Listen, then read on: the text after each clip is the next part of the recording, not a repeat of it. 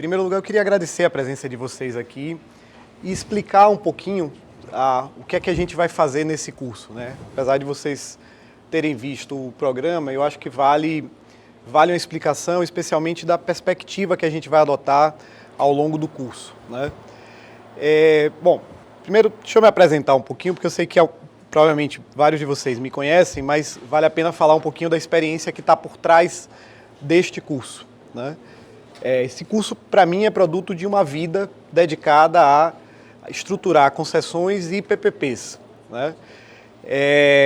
Eu só fiz isso da vida, praticamente, né? Eu estou desde 97, final de 97, princípio de 98, eu comecei a trabalhar com infraestrutura, primeiro como advogado, né?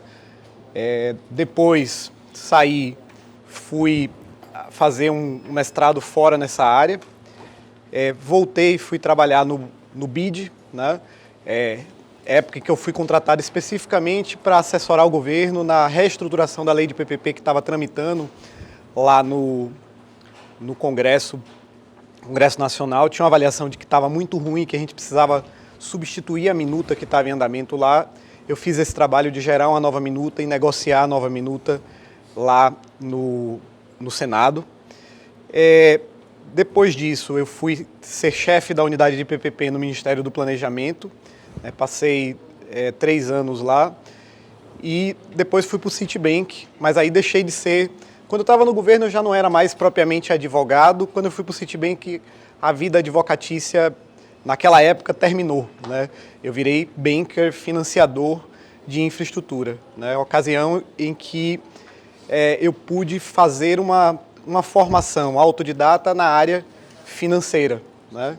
De lá, eu saí e fui para o Banco Mundial assessorar governos a estruturar concessões e PPPs, né? Que foi quando esse curso ganhou corpo, né? Eu fui para o Banco Mundial em 2008, eu comecei a dar as palestras que depois, juntando essas palestras e melhorando aqui e ali, virou esse curso em 2009, 2010, por aí, né? O livro esse livro que está desatualizado em alguns aspectos que a gente vai discutir aqui, né? A gente vai falar aqui de coisas que o livro não está... eu já não estou mais pensando o que eu coloquei no livro. Esse livro foi escrito em 2010, né? Ele demorou um pouquinho de ser publicado, foi escrito entre 2009 e 2010. Né? Começou como um artigo, era um artigo sobre melhores práticas em licitações, um artigo sobre melhores práticas em contrato. Eu terminei juntando isso e publiquei como livro. Então, assim, é um trabalho de uma vida, né, que eu vou tentar condensar para vocês aqui em 2 dias. Sendo que, nesses 2 dias, a gente vai tratar só das partes, praticamente só das partes centrais, né, de um contrato de concessão e das partes mais importantes, né, da licitação de um contrato de concessão. Tá? Quais são essas partes centrais, né, de um contrato? O que é que eu chamo de partes centrais de um contrato de concessão? Basicamente, a gente vai falar de indicadores de serviço, né, quer dizer, como é que você define o que o governo quer comprar do concessionário, né? Concessionário em sentido amplo, abrangendo concessionário da concessão comum ou concessionário de uma PPP. Tá?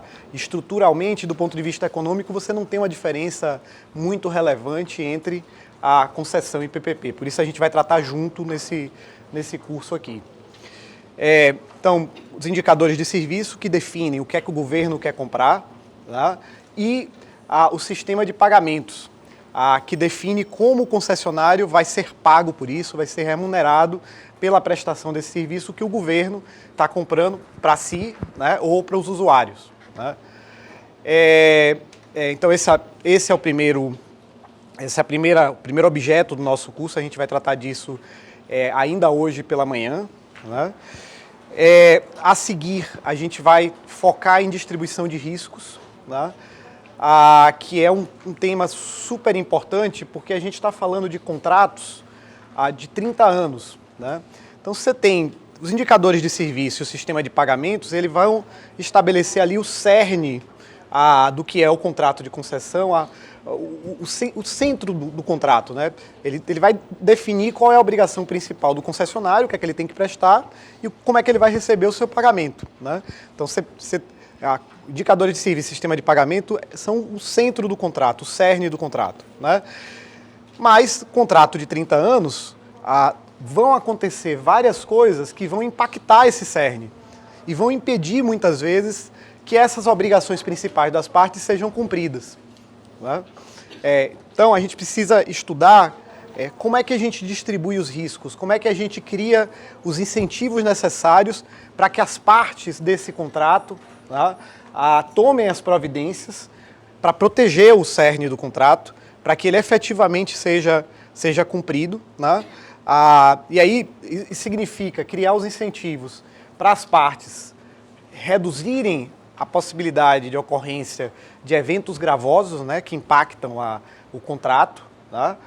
E, quando acontecer esses eventos gravosos, criar os incentivos, né, ter os incentivos no contrato para, quando acontecerem esses eventos gravosos, as partes minimizarem os efeitos desses eventos gravosos, né? Então, a gente vai estudar distribuição de riscos, lógica de distribuição de riscos, para saber como é que isso deveria ser feito nos contratos de concessão e PPP. Os contratos reais, vocês vão ver, estão bem distantes do que deveria ser feito. Então, a gente vai, ao mesmo tempo, apontar a lógica, dizer como é que deveria ser feito e tentar falar de alguns erros mais graves, tá? Para a gente ver como o que deveria ser feito está longe da nossa realidade, apontando exemplos concretos, casos práticos, né? Que são muito... E é engraçado que, uma vez que você domina, entende a lógica, vocês vão começar a ver que tem muitos casos práticos, que os erros são muito comuns, os erros são mais comuns do que os acertos, na verdade, né? Bom, passado isso, eu queria ainda hoje tratar com vocês de riscos críticos. A gente está fazendo no Brasil, no mundo de infraestrutura, a gente fez nos últimos anos, nos últimos 5 anos, uma série de projetos sob a forma de concessão, sob a forma de PPP e projetos Greenfield, que era coisa que no Brasil não se fazia há muito tempo, né? Muito menos sob a forma de concessão e PPP, né? A última grande leva de Greenfield sob a forma de concessão e PPP no Brasil foi no século XIX, foram as ferrovias, né, do século XIX, que se fez sob a modalidade de concessão. Nos últimos 5 anos a gente fez uma série de projetos Greenfield por concessão e PPP, né? Mas vamos recuar um pouquinho e tomar como ponto de partida talvez as grandes hidrelétricas do Madeira, né? De lá para cá a gente fez uma série de projetos Greenfield, metrô, né? A gente colocou linha 6 agora do metrô aqui em São Paulo, colocou o túnel, a escavação do túnel dentro do contrato de PPP, que é uma coisa que, se vocês forem olhar mundo afora, é raro, né? Geralmente o governo faz a obra civil. O Rodoanel, agora, ontem foi, eu não sei se vocês viram, ontem foi a abertura de proposta do contorno metropolitano norte de Belo Horizonte, né? Que é uma rodovia Greenfield.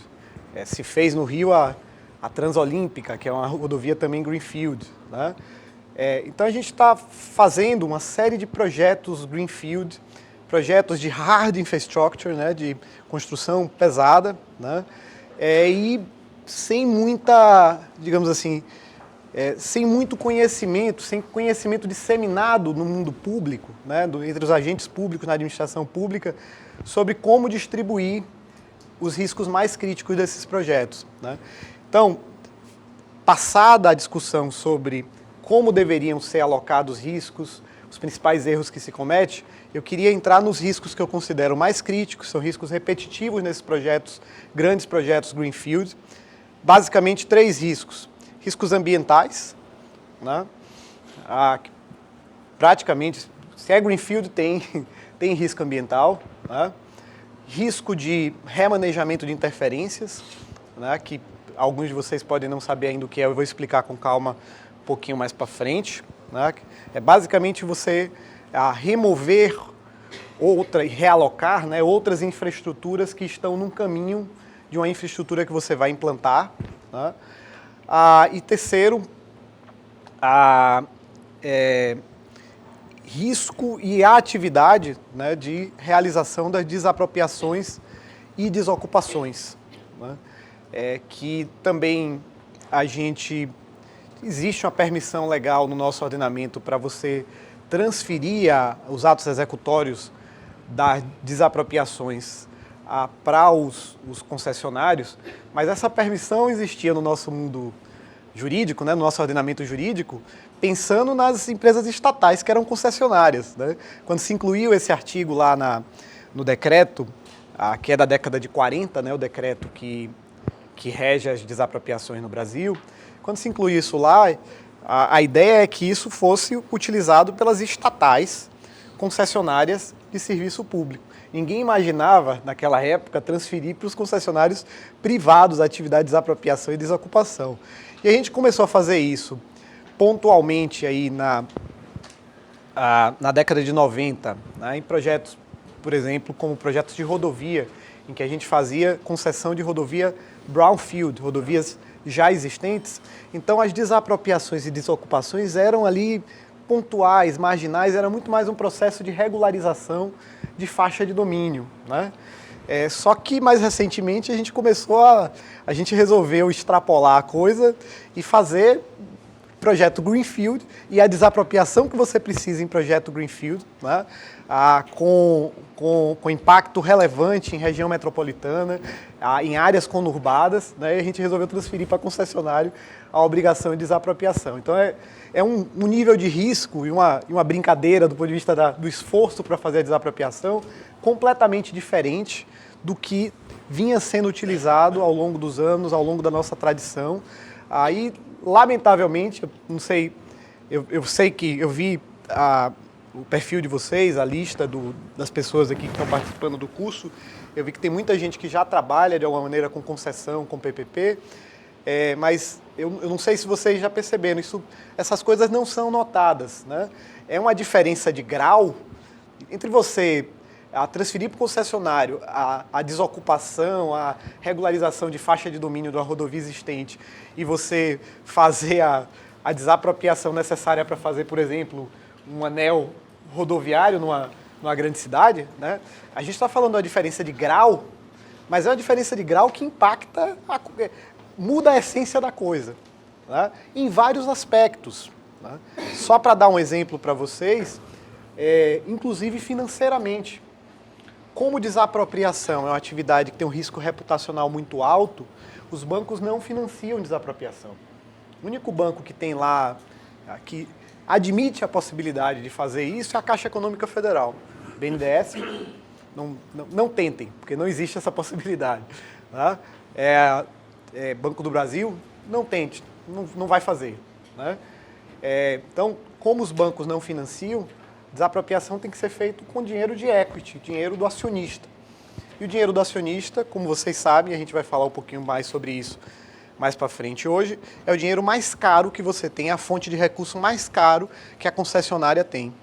Então, se a desapropriação for muito grande, você tem um impacto na alavancagem da concessionária. Você vai reduzir o montante de dívida que você vai conseguir trazer para a concessionária. Então, tem um impacto, inclusive, financeiro na concessionária, impacto na estrutura financeira que você vai montar, né, para tornar a sua concessionária viável. E essas coisas não são discutidas, né? São feitas meio que... Iniciativa privada que se vire. A iniciativa privada consegue fazer desapropriação melhor do que o poder público, que ela se vire e que ela faça isso. E não é bem assim, porque hoje, na prática, e eu não sei se vocês estão participando de coisas que estão tendo esses problemas, mas desapropriação e desocupação é uma das razões principais de atraso dos projetos. Os projetos param porque você tem muita dificuldade de fazer, bate no judiciário. Está acontecendo aqui, nesse momento, né, no estado de São Paulo. Tudo bom? Nesse momento, no estado de São Paulo, um problema enorme, que os juízes estão entendendo, linha 6 do metrô. Tá? A linha 6 do metrô de São Paulo, a obrigação de desapropriação é do concessionário, né? Só que ele usa dinheiro de aporte público para fazer as desapropriações. Os juízes do estado de São Paulo estão entendendo, né, que o concessionário não tem legitimidade para fazer as desapropriações, porque o recurso que ele usa, a fonte de recurso que ele usa para fazer a desapropriação é recurso público. No entender desses geniais juízes, se o recurso for público, o concessionário não poderia ter a legitimidade para fazer, não teria legitimidade processual para fazer, porque o artigo 3º lá do decreto sobre desapropriação e desocupação, no entender desses juízes, só permite que o concessionário faça desapropriações, atos executórios de desapropriações, se ele custear diretamente, tá? Se a origem do recurso for recursos do concessionário, recursos que ele tem obtido no mercado ou próprios, né? Então, um negócio assim que não tem nenhum sentido, não tem nenhuma base legal, né? Mas os juízes daqui estão entendendo isso e a Procuradoria do Estado está aí tentando ver o que é que vai fazer, né? Vai levar certamente ao tribunal para tentar resolver isso. Bom, mas enfim, então o que eu vou, para voltar aqui ao nosso índice do curso, o que eu vou fazer então é tratar desses riscos críticos: interferência, meio ambiente, riscos, a distribuição de riscos sobre questões ambientais e a desapropriação e desocupação. Tá? Por fim, ainda hoje, eu queria tratar com vocês de um tema que volta e meia se menciona, mas eu também não vejo ninguém tratando muito sistematicamente, que é o problema do crescimento do risco regulatório. Tá? Na minha percepção, nos últimos anos, a gente só fez aumentar risco regulatório no Brasil. Tá? Seja por conta da desmontagem do ideário, né? Porque não é só nem desmontagem da realidade, é desmontagem, na verdade, do ideário e também da realidade junto. Né? Do ideário das agências reguladoras independentes, né? A gente teve esse ideário no âmbito da União, na década de 90, até o final do governo Fernando Henrique, e ao longo do governo Lula isso foi, aos poucos, sendo minado, tá? Não muito explicitamente, né? Mas eu acho que agora está se fazendo de maneira absolutamente explícita. Né? A gente tem, na agência reguladora, debaixo da qual você tem o maior investimento previsto no governo para os próximos anos, está previsto desde 2011, né? Que é o investimento do PIO, do Programa de Investimento em Logística. Na agência reguladora, debaixo da qual estão previstos esses investimentos, né? A gente tem, são 5 diretores, a gente tem 4 que são interinos. Né? Diretor interino significa diretor sem mandato. Diretor sem mandato significa que ele não tem independência política.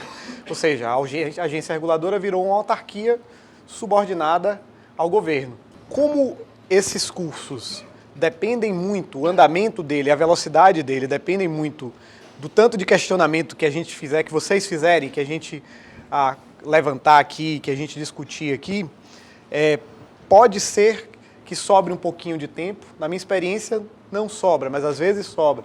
Se sobrar um pouquinho de tempo, a gente já entra hoje em equilíbrio econômico-financeiro. A gente começa o tema equilíbrio econômico-financeiro, que é, de longe, o tema mais complexo, né? Seria essa terceira parte do contrato de concessão em PPP. Então, a gente falaria hoje, né, de indicadores de serviço e sistema de pagamento, distribuição de riscos ainda hoje.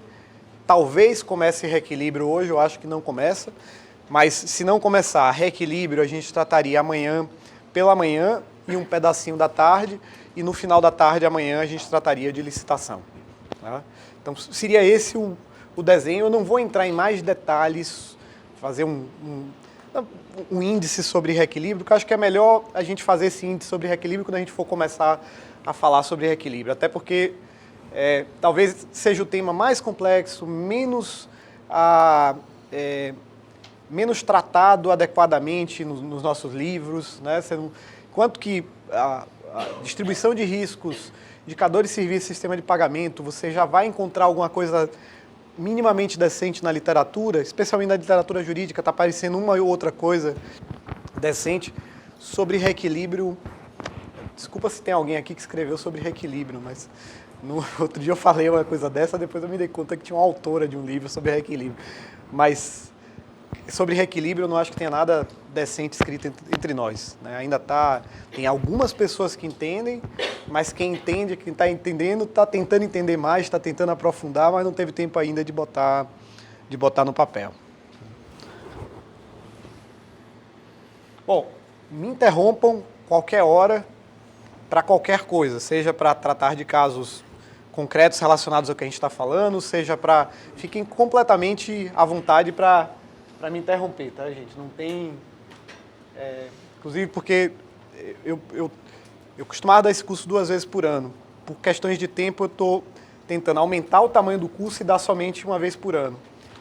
Mas é um dos cursos que eu acho que eu aprendo mais, né? Porque sempre sentam pessoas aqui que têm experiência, né? Trazem informações e eu sempre saio daqui com a agenda de coisas que eu tenho que depois levantar para entender e para incorporar e para refletir.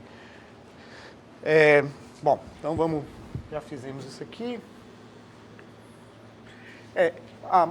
Uma informação. Eu passei ontem à noite por e-mail para vocês essa apresentação, mas eu reparei que tinha uns nomes na lista que estavam sem um e-mail lá na lista. Então eu não sei se alguém não recebeu porque o e-mail não está na lista. De qualquer modo, assim, eu posso passar hoje, na hora que a gente interromper aqui, meio-dia, eu posso passar para quem... Seria bom que vocês me dessem uma lista, que aí eu passo para todo mundo de uma vez. E a apresentação de amanhã, para amanhã eu vou passar hoje à noite. Tá? Bom,